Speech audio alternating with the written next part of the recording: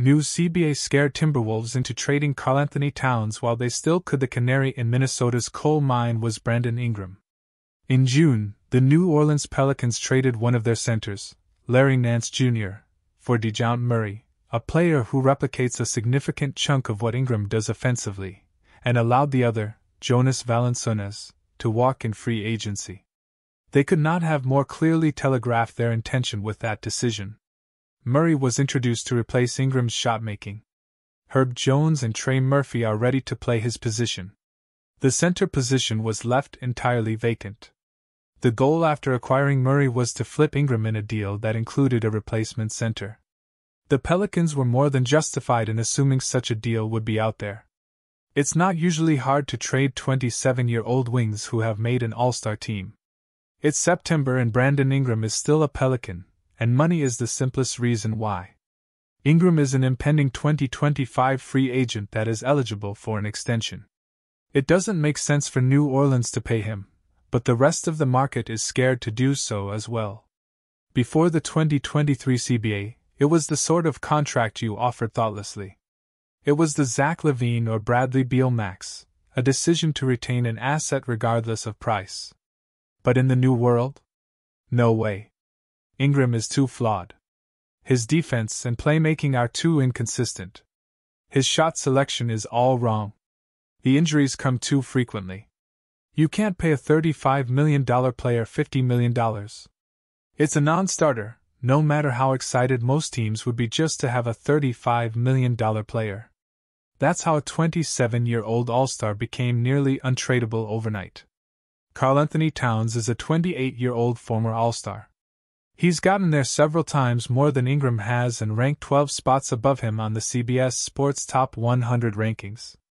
But unlike Ingram, he doesn't want the hefty contract. He already has it. He's owed another $220 million over the next 4 seasons. He's a better player at a less valuable position, and he's a year older. He's coming off of an inconsistent playoff run in which he had more games below 20 points, 9, than above 7. He's never been a good defender. He fouls too much. He is, in short, a risk. He wasn't a risk the Timberwolves could afford to keep taking. They could not afford to get Ingram. If push comes to shove, the Pelicans can let Ingram walk. They don't have to pay him, as wasteful as sacrificing such an asset would be. The Timberwolves didn't have that option. They had a 4-year supermax contract on a balance sheet that simply could not sustain it. Anthony Edwards is about to start a Rose Rule max contract, which opens at 30% of the salary cap. Rudy Gobert is at the end of the supermax deal he signed in Utah, and before the Towns trade, he had Minnesota over a barrel. With a 2025-26 player option, he holds the power to significantly lower their luxury tax bill and perhaps knock them down an apron tier, if they're willing to make him whole long-term. Jaden McDaniels is underpaid relative to his market value, but he's still making starter money. Naz Reid is making high-end bench money now, but when he opts out next summer, he'll get starter money too. The Timberwolves have grown so prohibitively expensive over the past few years that this balance sheet could really only be justified by a championship. Maybe Minnesota would have won the 2025 championship with Towns. The odds were against that no matter how much faith you had in their roster.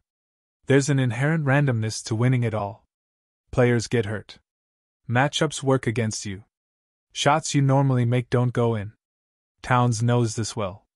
He shot 3 of 22 from three-point range in the first 3 games of the Western Conference Finals, all single-digit losses. Minnesota's likeliest 2025 outcome was losing after a round or 2 in the postseason. Another 3 of 22 stretch might have made Towns completely untradeable at this price point. What happens to Minnesota then? They're suddenly allowed one more second apron season in the next 4 before their frozen draft picks start, moving to the bottom of the first round. Do they let the younger Reid walk? Do they jettison McDaniels? The two of them together won't make what Towns makes over the next few years. Edwards is the face of the franchise. He's obviously bulletproof. Gobert is the foundation of the team's defensive identity, and that player option at least allows the Timberwolves a bit of control over how they handle their balance sheet over the next few years. It was going to come down to trading Towns, who might not have been tradable, or trading the role players, which would have deprived the younger Edwards of long-term running mates and the team of the depth and versatility it is going to need to contend. No outcome there is favorable. So Minnesota swallowed hard and moved proactively. They traded Towns from a relative position of strength. Did he net the monster package he might have had he been moved a year or two earlier? No, but Minnesota turned him into a cheaper forward of a similar archetype and very valuable role player for a needed niche. Donte DiVincenzo could be a core player in Minnesota for years. Julius Randle could be a free agent in 2025. If he works out, the Timberwolves can re-sign him knowing the consequences. If he doesn't, let him walk for tax savings, or trade his salary slot into something that makes more sense. The 2025 protected Pistons pick the Timberwolves scored in the deal would help on that front. Even if it's never traded, it's a badly needed source of cheap labor for Minnesota over the next few years. The Knicks had the benefit of foresight here. They didn't inherit the Towns contract, they carefully crafted their books to absorb it. The Knicks aren't paying Jalen Brunson market rate. This is what his generous discount subsidizes. They traded for Mikal Bridges in June, and likely know what it will cost to extend him down the line. The Knicks won't be a second apron team this season. They literally can't be, thanks to the hard cap imposed by the Bridges acquisition. They'll have ways of kicking the can down the road long enough to squeeze 4 or 5 years out of this group. Minnesota realistically had 2. For all we know, it might not even have had 1. We don't know who's going to own this team at the end of the season. There has been credible reporting suggesting that the Alex Rodriguez-Mark Lore group planned to duck the luxury tax entirely upon taking control of the team. That would have been functionally impossible if Towns got the Ingram treatment. With Randle and Gobert on player options, it's somewhat more feasible. The alternative is Glenn Taylor, among the NBA's thriftiest owners over the past several decades. Minnesota's 2025-26 luxury tax bill is currently projected at around $66 million. The Timberwolves might pay that bill because they don't have any other choice.